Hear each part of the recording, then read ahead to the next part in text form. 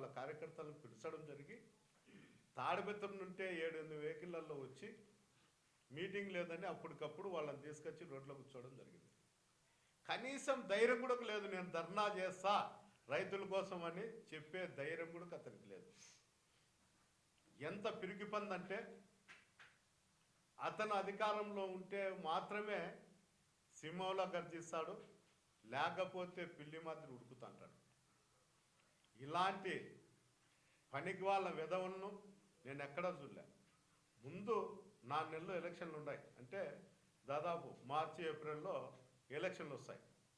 కనీసం తండ్రా కొడుక వాళ్ళ అన్ననా ఎవరో క్యాండిడేట్ ముందు వాళ్ళని నిర్ణయించుకోండి.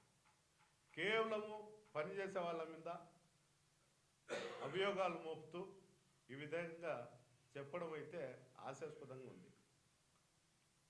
అతను అనుకున్న విధంగా అతను ప్రజలను మొబ్బు పెట్టి ఏదో రూపకంగా అక్కడ ఉండే రైతాంగంలో నా మీద ఏదో నెపం కలిపి అతను పబ్బం కలుపుకోవడం జరుగుతుంది. అది జరిగే పని కాదు. తాడిపత్రి ప్రజలు అందరికీ తెలుసు వాళ్ళ గురించి.